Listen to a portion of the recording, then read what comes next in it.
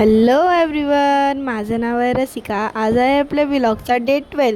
So आज आमचा आहे परतीचा प्रवास, म्हणजे गावावरून परत जायचा मुंबईला. हे बघा, आमच्याकडे सकाळ सकाळ ही झाडावरून पेरू काढायची कॉम्पिटिशन लागली, मम्मीची आणि छोट्या आजीची.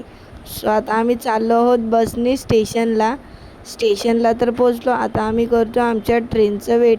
कधी येते बाबा ही एकदाची आई सावाली. आता बघा, हा आवाज सर्वांनी ऐकलाच असेल ट्रेनमध्ये.